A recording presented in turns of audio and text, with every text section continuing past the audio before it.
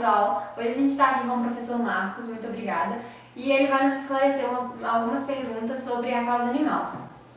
Muito obrigada pelo seu tempo, disponibilizar. Prazer. E a gente tem algumas perguntas aqui, e uma delas é a seguinte: você acha que a adoção de animais abandonados é uma obrigação de encargo público? Bom, primeiramente, Ludmila, é um prazer poder esclarecer isso para vocês, tá? Mas respondendo a essa pergunta, e eu estou na proteção já há algum tempo, e o olhar que eu tenho é o seguinte: o poder público, ele não tem obrigação de adotar animais, até porque isso é uma situação em que o poder público ele não tem condições de fazer a adoção de animais. Mas o poder público, ele tem como obrigação incentivar a população a fazer adoção, incentivar a educação continuada, mostrar à população a importância do cuidado com os animais que estão nas ruas, porque esses animais, eles proliferam doenças. Esses animais trazem problema para a comunidade. Quando a população começa a entender que é importante ela mesma cuidar desses animais e ela mesma promover a adoção, resolve-se um problema da própria comunidade. Então o governo, o poder público, as prefeituras, o Estado, eles têm como obrigação sim incentivar, dar respaldo, inclusive financeiro na medida do possível, mas a adoção em si cabe à população, desde que ela esteja devidamente orientada. Sim. E você acha que a castração é uma importante medida para evitar a proliferação de cães e gatos abandonados nas ruas? Ah, perfeitamente. A castração é uma das principais ações que deve ser feito pela população, como eu disse, em conjunto com o poder público. Por quê? Nós temos muitos animais abandonados nas ruas e o grande problema que nós enfrentamos é exatamente a proliferação desses animais por nascimento. Os filhotes vão nascendo sem controle. Então é muito necessário que essa castração seja feita. Agora, de que forma vai ser feita? Então tem que haver uma organização de associação de protetores, a comunidade, o governo. Uma das formas é o castramóvel.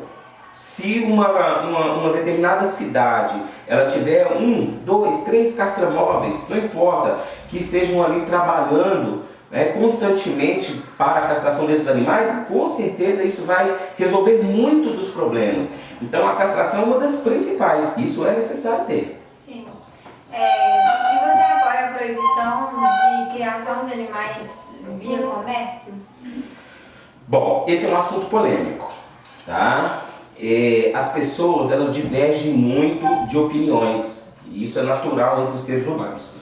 O que eu penso sobre isso é o seguinte: há um trabalho todo voltado para cuidado, proteção, adoção de animais de rua.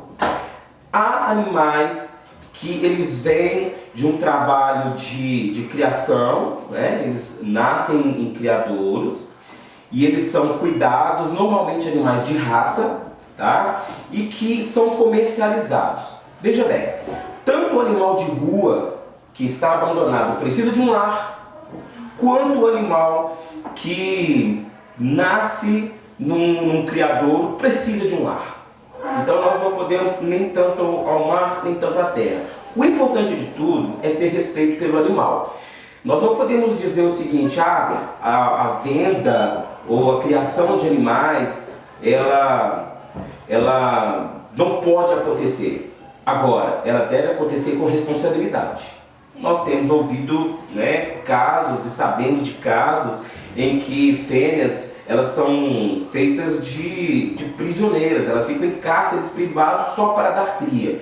Esse tipo de coisa não pode acontecer, isso tem que ser muito bem vigiado, porque o que importa é o cuidado, é o respeito, é o bem-estar do animal, não que haja problema, Você não pode ser privada de, por exemplo, ir em um determinado lugar e adquirir um husky siberiano, que é uma raça teoricamente cara, que necessita de cuidados especiais, né? Então há órgãos que são preparados para isso, sim, pode ser feito, mas desde que estes animais eles sejam respeitados, os seus limites. Agora, o que não se pode é abandonar a adoção. O que não se pode é abandonar os cães que estão nas ruas precisando de um lar. Então eu acredito que isso depende de um equilíbrio. Eu não sou contra, mas é necessário ter um equilíbrio e um olhar mais carinhoso para os animais que estão nas ruas, né? Verdade.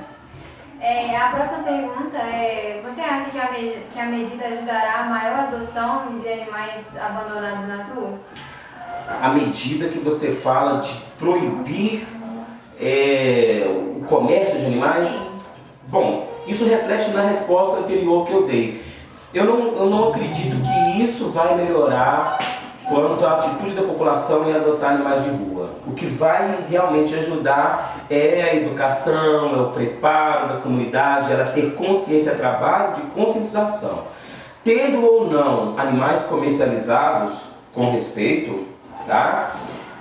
Se não houver uma educação continuada, se não houver um trabalho de conscientização, a população ela não volta o olhar para o cuidado aos animais de rua. Então, acho que uma coisa não interfere na outra.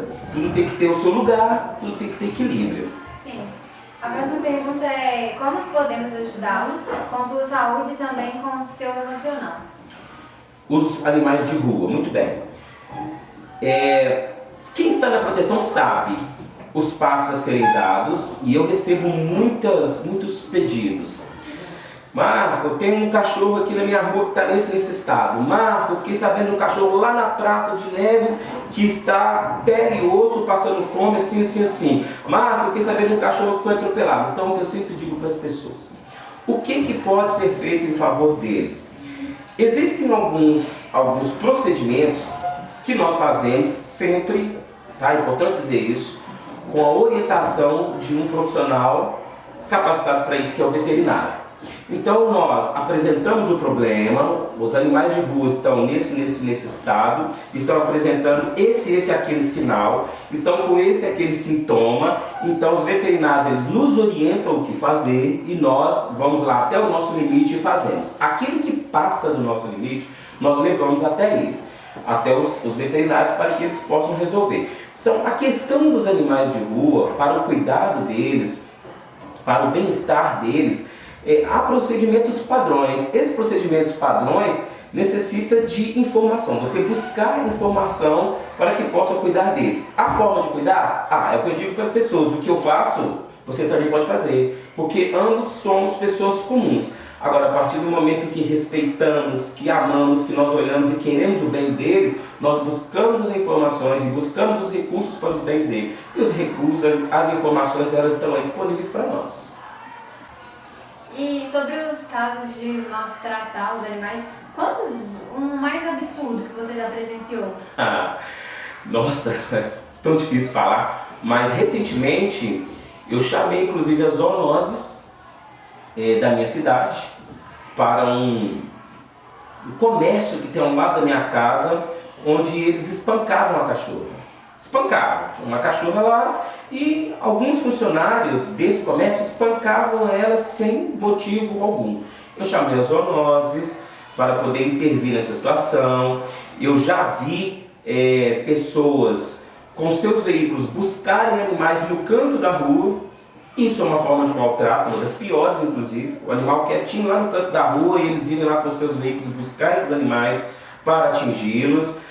Animais que ficam presos em correntes, em canis, sem alimento, sem água, eles não se hidratam, eles não têm qualquer tipo de nutrição, eles não têm qualquer tipo de assistência de carinho, esses animais sofrem de depressão, esses animais eles passam a ficar agressivos por causa do tratamento que recebem. Então, maus tratos aos animais tem de todas as formas, e há pessoas que às vezes até maltratam. Elas praticam o maltrato sem entender que praticam o maltrato, por falta de informação. Aqueles que maltratam porque querem maltratar, e aqueles que praticam o maltrato, eles não têm nem noção de que estão praticando o maltrato. Por isso, É necessário sempre uma educação continuada nesse assunto, conscientização, mostrar qual é a forma de se proteger e tratar bem o animal, mostrar o que é maus tratos para aquele animal, como ele reage a determinado tratamento que ele recebe. Existem vários casos, mas assim, que eu já vi dos mais complicados é o espancamento, porque isso é um maltrato gratuito, né? Marcos, você já nos disse que você faz um trabalho com os animais que é muito bonito, queria te parabenizar. E conte pra nós um pouquinho como que é, como funciona, se você tem ajuda financeira, alguma coisa assim do tipo. Bem, eu iniciei há 3 anos e é um vício. A partir do momento que você faz por um, você quer fazer por todos. Só para ser sucinto, tá? Sim. Eu tive notícia de um animal no bairro Justinópolis que estava em frente a uma casa de ração morrendo e ninguém queria ajudar. Quando eu vi a situação, após o meu trabalho, eu fui lá buscar, de lá eu levei para uma clínica, ele ficou internado certo tempo, ele se recuperou, tem uma história muito bonita sobre ele, né? Não cabe agora, mas a partir daquele momento eu entendi como esses animais precisam do nosso carinho, do nosso apoio. Por quê? Ludmila, veja bem, se você sentir dor de cabeça, você se expressa. Eu estou sentindo dor de cabeça. Se você está com fome, você chega para alguém e fala: eu estou com fome, tem algo para comer? Os animais, eles não têm isso. Então, muitas vezes eles sofrem por não poderem falar, por não poderem dizer o que sentem e o que precisam. Nós que precisamos ter um olhar apurado para entender a situação desses animais. Então, o trabalho ele é feito basicamente nisso, é a sensibilidade. É você entender o que o animal está passando, é você ter compaixão por aquele animal. E quando nós fazemos isso, raramente, mas raramente, nós temos um apoio financeiro. De órgãos públicos, governamentais, é praticamente zero. Agora, costumamos ter ajuda de amigos, ajuda de alguns grupos, pessoas que se compadecem também, pessoas que entendem o nosso trabalho, nos dão certo suporte, disso não podemos reclamar. Funciona dessa forma, funciona quase que como um mutirão, mas o envolvimento afetivo que temos por eles, a forma como nós entendemos o seu sofrimento, entendemos a situação e queremos socorrer, queremos dar chance a esse animal de viver, isso é que move o nosso trabalho. Então é muito gratificante. E é um trabalho muito lindo, muito obrigada. Obrigado, e foi um prazer poder esclarecer isso para vocês.